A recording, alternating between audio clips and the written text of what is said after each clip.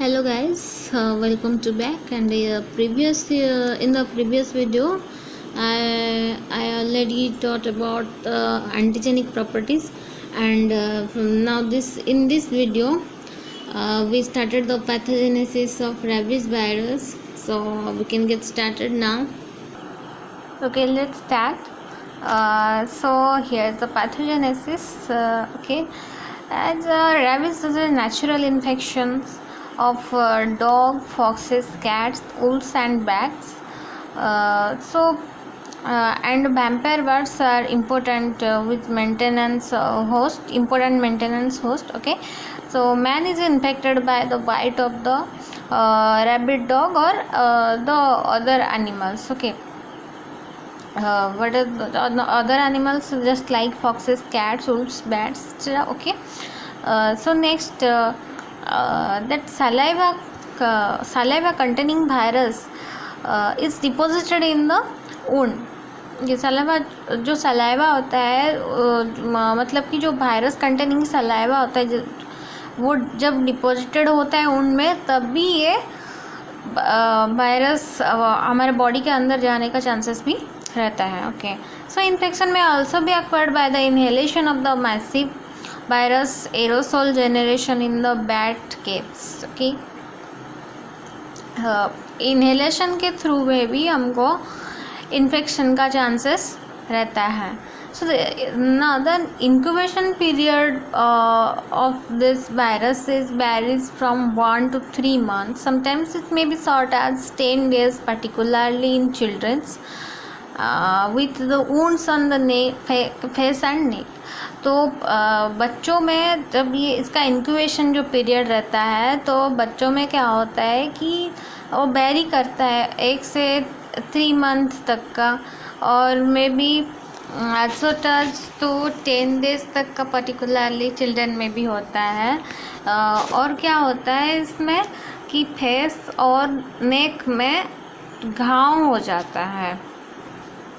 The virus, the rabies virus may multiplies in muscles or connective tissues at or near the site of the introduction before it attaches to the nerve. जब ये क्या होता है कि जब ये nerves के जिस साइड पे इंट्रोड्यूस होने वाला है उससे ठीक पहले ही near the site of introduction ये क्या करता है कि मल्टीप्लाई हो जाता है. ठीक है,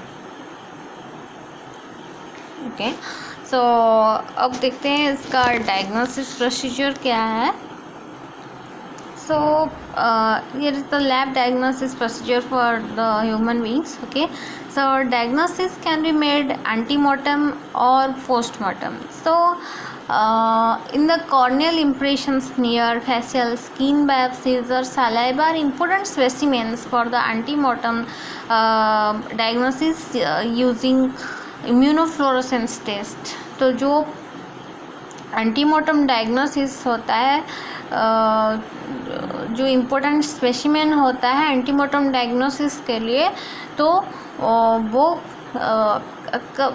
कैसा होता है, ये इम्यूनोफ्लोरोसेंस टेस्ट को यूज़ करके हम उसको डायग्नोसिस करते हैं. Okay, so antemortem diagnosis can only be made by virus isolation from the saliva or CSF. Understand कि जो एंटीमोर्टम डायग्नोसिस जो होता है वो वायरस आइसोलेशन के बाद ही होता है. तो ये एंटीमोर्टम डायग्नोसिस के लिए हम वायरस आइसोलेशन कहाँ से करते हैं? फ्रॉम सलाइवा और CSF.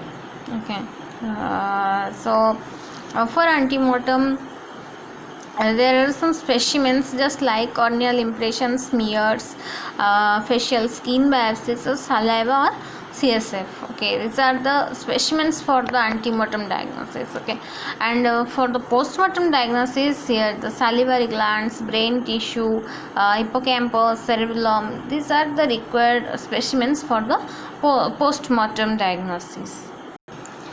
अब हम देखेंगे different test which is used for antemortem and postmortem diagnosis. Okay, there are different kinds of test which is used for antemortem and postmortem diagnosis, such as first diagnosis test is the immunofluorescence test. Okay, as this viral antigen can be detected in corneal impressions, smear and facial skin biopsies or the saliva by direct immunofluorescence using anti-rabies serum tagged with fluorescein isothiocyanate. Okay, जो anti rabies serum होता है तो ये tagged होता है fluorescein आइसोथियासाइनेट में, जो कि हेल्प करता है किससे, वायरल एंटीजन। तो ये किसके लिए हेल्प करता है, तो detect the viral antigen which is present in the corneal impression smear और फेशियल बायोप्सीज और saliva. Okay, for the detection of viral antigen which are present in the corneal impression, smears, facial skin biopsies and saliva, so जो antibody serum which is tagged with the fluorescein isothiocyanate which is used for the immunofluorescence test. Okay, and sometimes the diagnosis may be made by the postmortem with using the brain. तो ये जो postmortem के diagnosis के लिए जो immunofluorescence test होता है postmortem में, तो उसके लिए हमको ब्रेन की ज़रूरत होती है। तो बॉडी का ब्रेन का पार्ट को यूज करके इनके सब पोस्टमार्टम कब होता है, जब किसी का कोई आदमी का अगर डेथ हो गया तो उसको जांच पड़ताल करने के लिए हम लोग क्या करते हैं, पोस्टमार्टम करते हैं। उसका कैसे उसका डेथ हुआ तो उसके लिए इंक्वायरी करने के लिए हम पोस्टमार्टम करते हैं। तो उसी पोस्टमार्टम के ज़रिए जब हम इम्यूनोफ्लोरेसेंस टेस्ट करते हैं तो उसके लिए पोस्टमार्टम के इम्यूनोफ्लोरेसेंस टेस्ट के लिए हम ब्रेन का यूज़ करते हैं। ठीक है, तो अभी क्या हुआ कि ये जो मोनोक्लोनल एंटीबॉडी टेस्ट, हाँ अब एक बात और है कि ये जो मोनोक्लोनल हम इसमें तो एंटीबॉडी का ही टेस्ट करते हैं। तो ये जो मोनोक्लोनल एंटीबॉडी है ये टेस्ट स्पेसिफिक होता है, जबकि क्रूड एंटीबॉडी जो होता है वो ज़्यादा इफ़ेक्टिव नहीं रहता।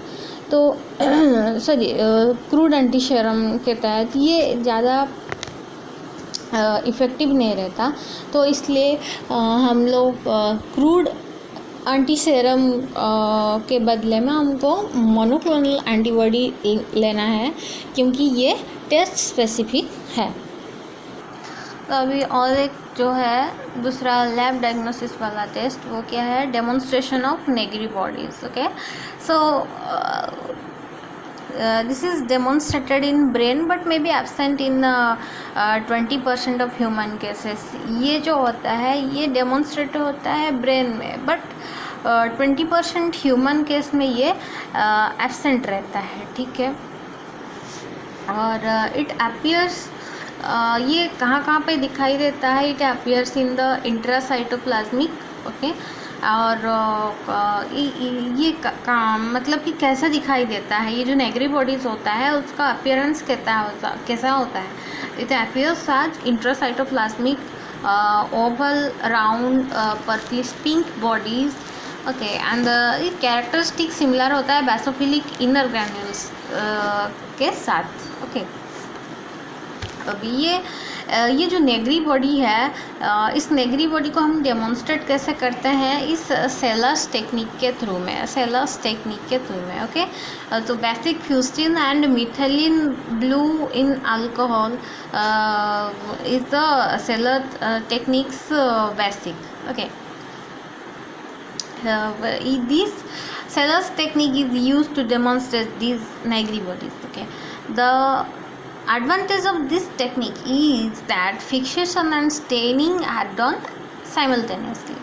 So fixation और staining साथ में होता है, ठीक है, ये साइमल्टेनियसली होता है। तो ये इस डेमोन्स्ट्रेशन ऑफ नेगरी बॉडी जो है, ये सेलर्स टेक्निक का ये इसका एक एडवांटेज है, ठीक है। ओके, अभी नेक्स्ट में जाएंगे, अभी isolation of virus, this one is the next test. Okay, another lab diagnosis process, isolation of virus. This virus isolation can be isolated from specimens. तो specimen क्या होता है, इसमें CSF होता है, सलाइवा होता है, यूरिन में भी होता है, और अगर माइस के केस में देखें हम तो उसमें हम इंट्रासेरेब्रल इनोकुलेशन को लेते हैं. ओके एंड ये पोस्टमार्टम के तहत क्या लेते हैं हम लोग, brain tissue also used for this isolation of virus. ऐसा सो ओके as तो tissue culture which is a more rapid and sensitive method for this isolation of virus. हमको क्या चाहिए, वायरस आइसोलेशन के लिए एक रैपिड और सेंसिटिव मेथड चाहिए. तो उसके लिए रैपिड और सेंसिटिव मेथड जो होता है वो क्या होता है, टिश्यू कल्चर होता है. और जो ये टिश्यू कल्चर के लिए हम लोग जैसे कि ये रैपिड और सेंसिटिव मेथड है, तो इसके लिए कुछ सेल लाइन्स हम यूज़ करते हैं, जो कि वो सेल लाइन्स का स्ट्रेंथ क्या होता है, ये WI38 एंड BHK21, ऐसा ही सेल लाइन्स का नाम है इसको. Okay so this diagnosis is made by detection of rabies virus in inoculation of tissue culture cells by the immunofluorescence. Okay and a positive test can be obtained within the 2 to 4 days. And here is the another lab diagnosis, that is antibody detection. So here for antibody detection, high titer antibody in the CSF used for the diagnosis. Okay, this one you notify this that high titer of antibody in the CSF, this is used for the antibody detection. Okay, next one is the PCR. So for PCR, reverse transcriptase PCR is used for the detection of rabies virus RNA. Okay, as this is a sensitive method. So PCR for RT-PCR, reverse transcriptase PCR, which is used for the detection of the rabies virus RNA and as a sensitive method. And you could find here some other methods for diagnosis, such as serum virus neutralization test and complement fixation test, counter immunoelectrophoresis, and enzyme linked immunosorbent assay, which is called ELISA. And another one is the immunoperoxidase test, hemagglutination inhibition test, passive hemagglutination assay. Okay, which also short form is a PHA. Okay, and here are some vaccination procedure for these. As this vaccination are of two main categories, such as neural and non-neural. For non-neural vaccines are being used increasingly because neural vaccines are associated with serious risk of neurological complications. So fixed virus is used for the preparation of all vaccines, and manufacturing and use of neural vaccines have been discontinued in India. Okay, so here look at this the neural vaccines such as sample vaccine, BPL vaccines. BPL means कि अभी ये तुम समझना लेना कि ये below poverty line है.